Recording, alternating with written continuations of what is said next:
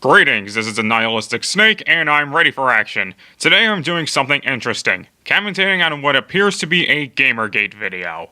For anyone who wouldn't be able to tell already, I fucking hate Gamergate. I think almost everyone involved in this so-called movement is an entitled, self-important asshole who can't handle that just maybe, the gaming industry might be fucked in some areas. Now, I say that because I'm covering a video from a channel known as Upper Echelon Gamers called SJW Culture is Ruining Gaming. Interesting idea for clickbait. So with all that out of the way, let's get this show on the road. Welcome everyone to a wonderful, brave new world of social accountability and political correctness in gaming. One of us. Which one? One of us. How much did you say these things cost? Oh no, wait, it's actually really stupid. Will a bad joke get blown up by overly sensitive journalists? Will a social media mob try to ruin my job, my relationships, my entire life? Well, not unless you've made tasteless pedophilia jokes that punch down, or hell, even rape anyone. That's not a challenge, by the way. Don't take me up on that. Will another video game that I like get called a racist for branding itself and then staying true to a historically accurate narrative just because people want something new to whine about? The answer to all of these questions is yes! Come with me on a journey as we offend a whole bunch of people and probably make no actual difference at all. That's most likely because you're a bunch of idiots. Today's video is a bit different, but I feel it's one of the most important concepts I have covered on the channel to date. The topic is social justice warrior bullshit infecting the world of gaming and painting a picture of where we are headed if we don't shut that down. SJW culture is the most important thing you've talked about on your channel?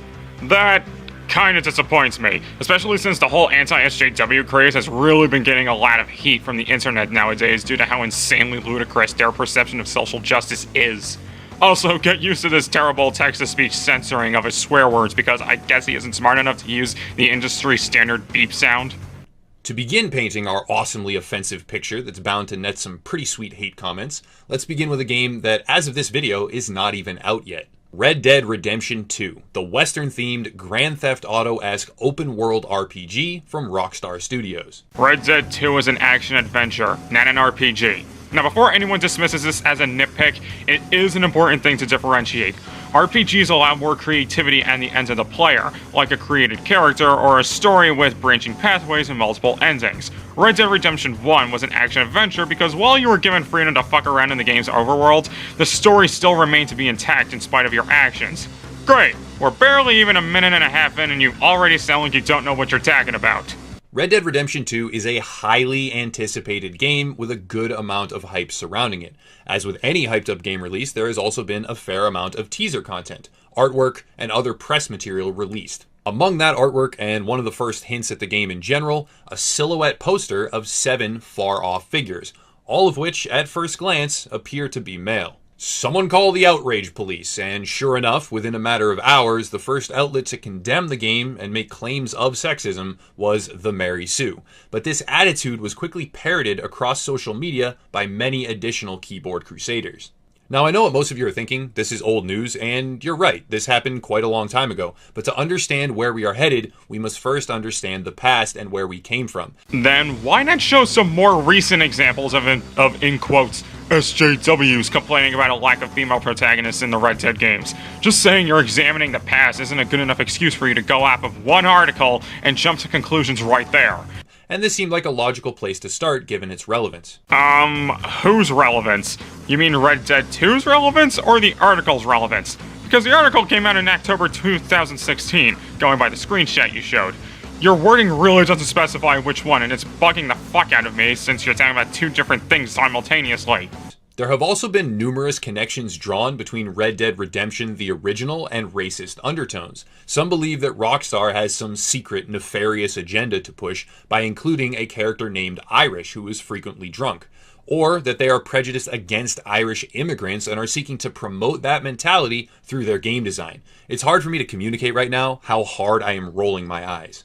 Anyways, back to the Mary Sue article since that's the main focus. It is acknowledged pretty quickly by the writer that the original game did indeed feature some strong female characters, but that some others were seen washing clothes or fulfilling the roles of sex workers, damsels in distress, or innocent bystanders. But why doesn't the new poster have women in it?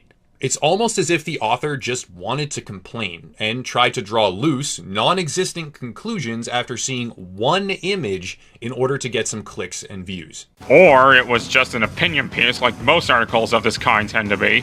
Besides, it was pretty obvious that the author was saying she wanted to play as a female character, not just have some in the background.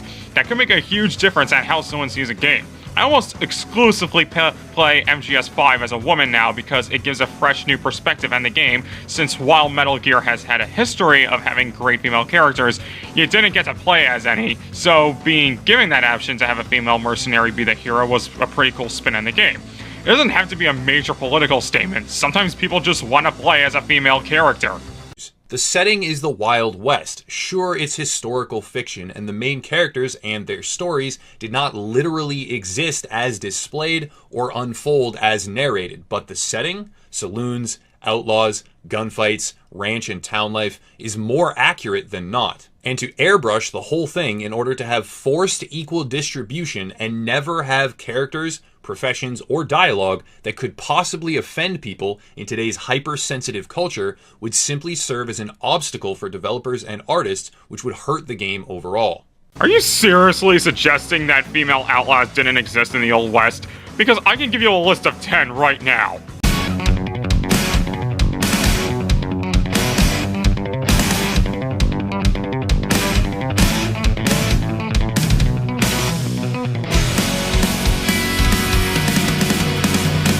Forced diversity my fucking ass.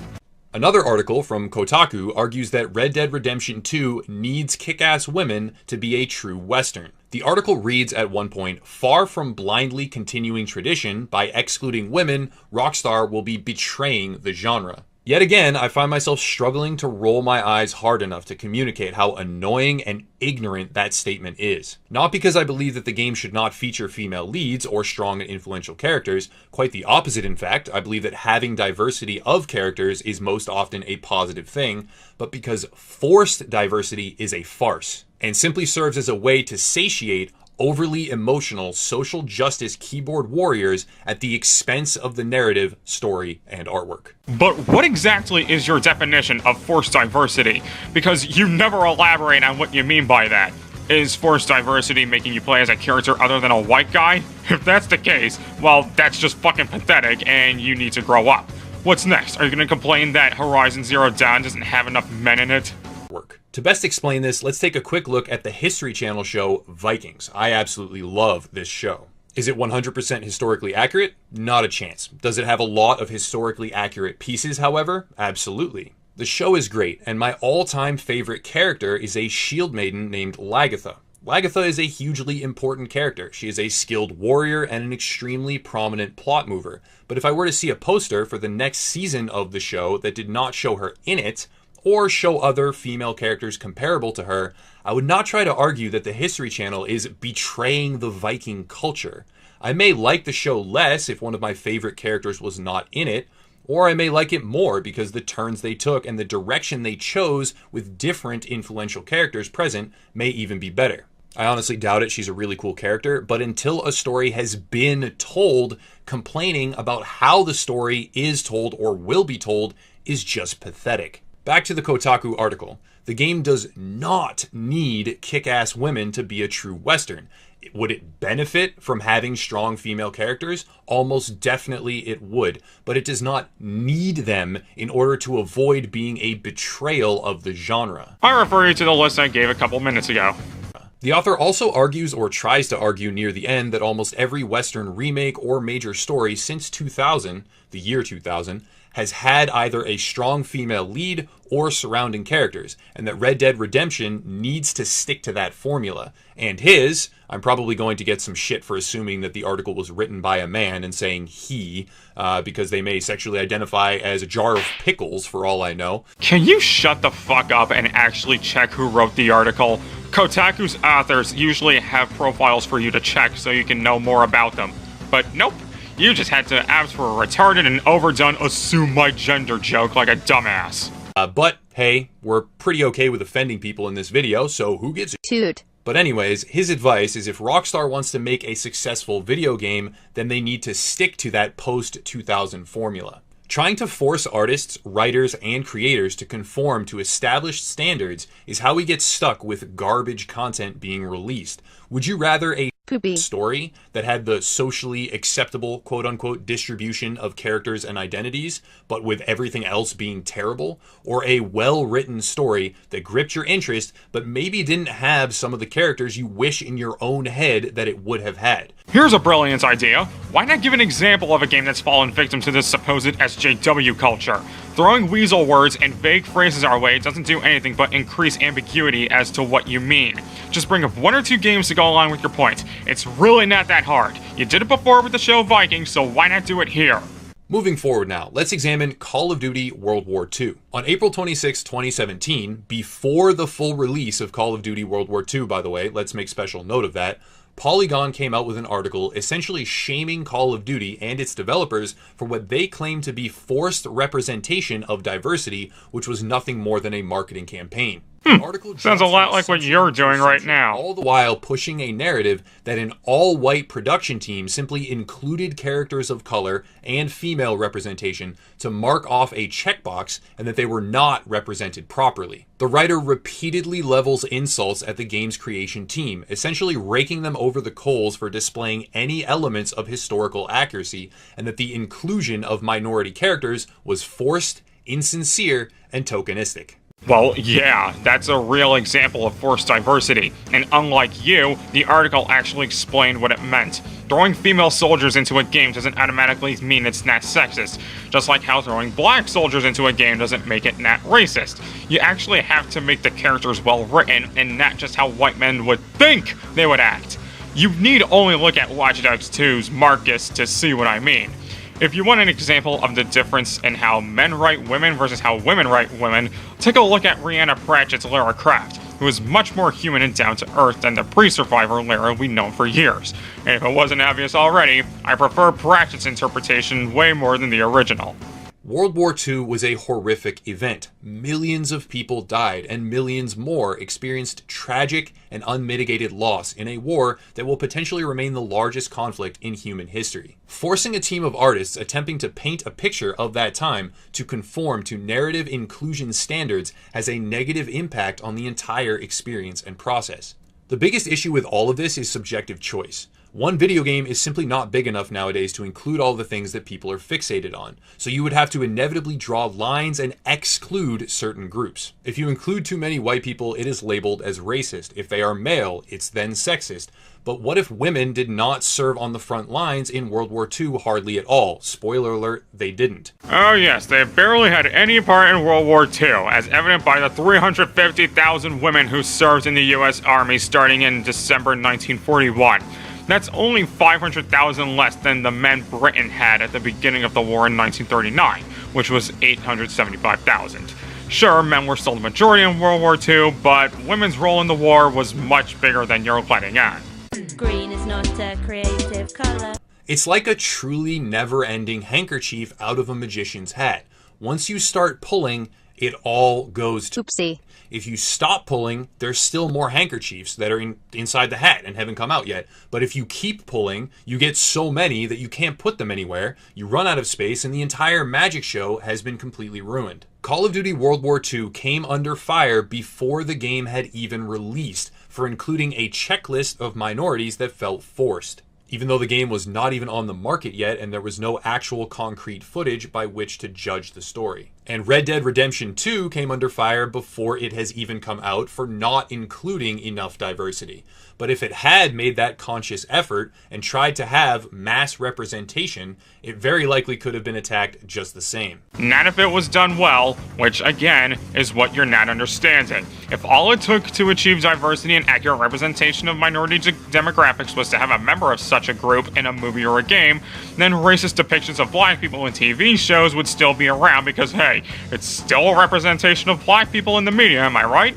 It's about writing a good character, not just one who isn't a white guy on premise alone. If the writers, producers, and developers don't change their product to make every single consumer happy, they are attacked. And if they do try to change their product to maximize consumer multi-demographic happiness, they are evil for doing so because it's fake, and they are obviously only doing it to get credit and avoid scandal. Do you start to see the epic hypocrisy, idiocy, and flawed logic here? Holy shit, the lack of self-awareness on your part is just too humorous.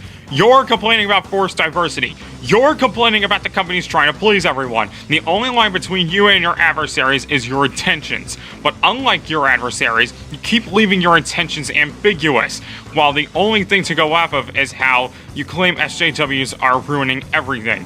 All I have left to assume is that you hold incredibly retarded ideals and know that you'll get absolutely flattened like a poker chip by progressives for making them public. Now moving on, we have our third portion of the video, the most recent event and probably the most important and telling example as well. The game is Kingdom Come Deliverance, the cry is racism, and the result is what the f***. Kingdom Come Deliverance is a Kickstarter-funded, independent title produced by Warhorse Studios. It is based in Bohemia during the early 15th century and adheres to a fairly strict principle of historical accuracy. You know, that thing that prejudiced fuckheads like to hide behind when they're met with a fragment of criticism for raising red flags with some of the aspects present in their media creations.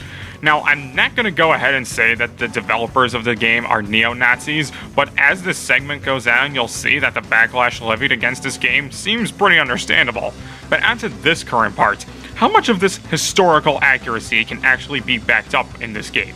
Because after a quick bit of research, aka an hour-long Let's Play from Game Riot, the characters, which are supposed to be Bohemian, which is present-day Czech Republic, have British accents, and for the most part exhibit traditional British physical features. Here's a small example of what Czech people look like. Sure, the Czech Republic has an abundance of white people in it, but the fact remains that this game did not deliver well on its claims of historical accuracy, and you're just using this as a buzz phrase to silence any criticism and the lack of black or tan-skinned people present in the game. But with this dose of historical accuracy, the game fails to meet social justice warrior inclusion requirements as set forth by the great founding council of snowflakes and keyboard warriors. The game came under fire almost immediately after release. At least this time, the game was actually Sad face. out though, seriously, for not including enough racially diverse characters, not including strong female leads, and promoting a racist white male agenda in its narrative. Multiple outlets began drawing lines between one of the game's developers, who has some controversial opinions about white supremacy, and the game's overall message. Strange how you don't show the opinions this game's developer has on white supremacy, which further backs up my point how you're intentionally being secretive to avoid having your stance being poked full of holes. If you want to seem more credible, prove your shit. Don't just be a mysterious faggot who only shows evidence of shit that confirms your bias. Green is not a creative color. I recognize that this video is almost guaranteed to net me some negative feedback, but SJW culture has already had and will be further increasing its negative impact on video games. Before all the people I have offended have an energy drink and go ham in the comments section, however, I would like to extend an olive branch. Video games that promote racist agendas or actively encourage sexism are abhorrent, but games like that are few and far between nowadays. Since one single joke gone bad can result in a social media army attempting to ruin a person's life, a lot of people walk on eggshells, especially developers and other creators with a large audience. So unless the game is outright racist or sexist, that means there's no issues to be found, no problematic elements, no underlying tones, it has to be explicit? That logic is so fucking dumb. Dude, a game doesn't have to be titled Darky Shooting to be racist, just like how a game doesn't need to be titled Cunt Rape to be sexist. Problematic elements still should be pointed out if the elements are too prominent to avoid. And even if they are rather small, it still wouldn't hurt to mention them to help the devs avoid making such mistakes in the future. It's always beneficial to hear what you can improve on. And if you have to tiptoe on eggshells to ensure you don't harm anyone, then that's more so a reflection of your behavior than everyone else's. In short, your olive branch is withered and useless. Games with a terrible message that are indeed offensive or harmful should be reviewed, called out, and action perhaps taken. Oh, I'm sorry. I thought it shouldn't matter if people are offended by games. Why are you suddenly backpedaling here? Many may not remember the game Hatred, quote unquote, which was removed from Steam. But for those that don't, it was essentially a game in which a clearly psychotic protagonist, in a warped way though, since he was the main character but clearly the unconditional aggressor, committed as many violent crimes as possible. The entire game was this deranged man killing as many innocent people as possible because he despises them. There was animal cruelty and much, much more at play here. And the game was eventually removed from the Steam marketplace. I am not going to show live gameplay because YouTube would absolutely demonetize me if I haven't been already, but you get the point. Now, I disagree with the censorship of free speech in this case. While I think that the game is disgusting and glorifies gratuitous violence, I think that it needs to be slapped with, at minimum, an 18-plus, highly enforced entry age to buy or view or experience the game in any capacity, probably actually 21 or higher in this instance, but not be censored entirely just because many people would find it offensive. That's your idea of taking action against offensive games? Just raise the buying age? So really, you're just telling people not to buy a game if they don't want to? Yeah, fucking wonderful. What makes you think they're not doing that in the first place? What if someone else picks up the game and the problematic elements get latched into their heads? I'm not saying buying a game like Hatred will inspire someone to go on a killing spree, and on the off chance it would happen, it's the person's fault and not the game's. But what I am saying is that your solution amounts to, let this fuck someone else's worldview up, which isn't a solution at all. What I am all for, however, is the review process. Creators, journalists, and other media did and should review games like Hatred and condemn or showcase them for what they truly are, hateful and violent. They should spread the word on the contents of games such as this so that parents are equipped to protect their children, or gamers as a whole are informed as to what it truly contains and have all the info possible in order to purchase or pass. If some people still wanted to buy a game like Hatred, fine, but reviewers were completely within their right to express a retroactive opinion after the game's full release that it was and is unpleasant and offensive to many demographics. Now you're going with a vote for your wallet route. In that case, then what's even the problem with pulling the game from stores? Don't give me any of that censoring free speech bullshit because that's not relevant to the situation, and even saying so makes you sound like a moron. Partly because you are one, but that's beside the point. The devs can still make other games that aren't just senseless violence, meaning their free speech is still intact. But if a game starts selling so poorly to a point where the game stops being purchased altogether, the game will just end up getting delisted from the store anyway. So really, pulling the game from shelves is just granting it a quick death.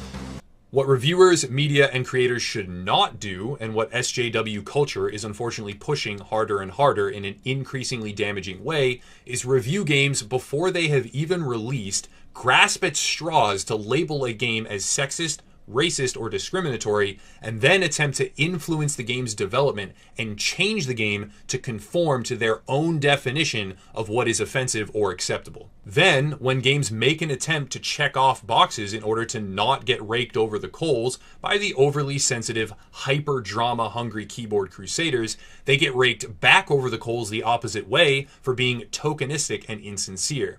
Because they tried to jump through these ludicrous hoops, they are then penalized. If you see a painting on a wall at a gallery, just to kind of make a comparison here, that you don't like, you just move on and you look at some different artwork. If you really don't like it though, maybe you tell your friends it's bad and they should avoid it. In the extreme cases, I'm talking the most extreme, maybe you publicly express your opinion to try and influence others to agree with you. What should not happen, however, categorically, is you go to an artist's studio before the painting is even done and start yelling at him to put more red paint on because his painting is offensive without it. Holy fuck, you're stupid.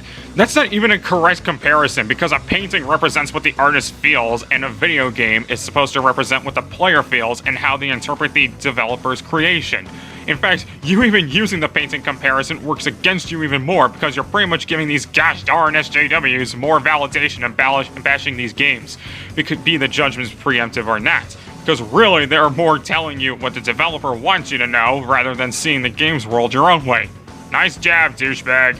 Video games are art. Interactive art with a narrative and a story, but artwork nonetheless. And to let overly sensitive, drama-mongering social justice warriors fabricate issues which will inevitably lead to a worse experience is damaging to the video game industry as a whole. We have seen the progression in monetization as kind of a parallel, from initial launch to paid DLC, to season passes, to cosmetic microtransactions, to progression-based microtransactions, all the way now with the new Metal Gear Survive title, charging for additional character save slots. Are you blaming SJWs for microtransactions and paywalls now? Because that comparison came straight out of nowhere and had nothing to do with your video. This is supposed to be about SJWs ruining gaming, not corporate scumbags trying to bleed your wallets dry. It is painfully clear that these trends get increasingly more severe over time, and as with a pendulum, they swing far past a moderate and acceptable midground all the way to the extremes before finally turning back. The same exact thing is now happening with political correctness and social justice warrior culture in gaming. Yes, because wanting a fleshed out character who isn't a generic mediocre white guy is exactly the same as making you pay $20 for an hour of additional content that could have been added for free on release day. This is what we call stretching, people. Gaming. The SJW needs to get out of gaming. Bring on the comments, everybody. I'm ready. Wait a minute, so you can use the beep sound effect to censor swearing. So why didn't you do it this whole time? Did your tard ass really find it better to use that annoying text-to-speech method? Whatever, the video's over anyway, so it's final thoughts time. Upper echelon gamers, the best way I could put your video is same shit, different toilet. Your complaints listed here mirror the same exact bullshit I get from watching a video from Chris Ray Gun on the same topic. I don't think you care that you come across as a lazy, biased fuckwit who is more concerned about your paychecks than the actual quality of your videos, or if you even care about what you're saying, if you actually believe it either. Maybe you just find it easier on your feelings and comfort to call SJWs dumb instead of criticizing the gaming industry, and in which case still doesn't justify the idiocy you displayed here. You only provided evidence when it was convenient for you to do so, you made stupid-ass comparisons, one of which hurt your position more than helped it, and you were blissfully unaware of the hypocrisy and dull standards you engaged in when pissing about games journalism, complaining about forced diversity, while giving yourself impunity from it because unicorns, and overall this video is a standard Gamergate ass-kissing I would come to expect from a half-ass gaming channel such as this. Here's my advice. If you ever feel like talking about something serious like this again, take yourself back to square one. Consider dropping the bravado, because you don't have what it takes to use it. Thanks for watching. This is the Nihilistic Snake slithering out of here. Greetings, this is the Nihilistic Snake, and I'm ready for action. Today I'm doing a commentary on The Gamer. No, not the website Acrolath and Silver commentated on. This is their YouTube channel. This time I'm tackling their video called Tap 10 Bosses So Impassably Hard They Ruin the Game.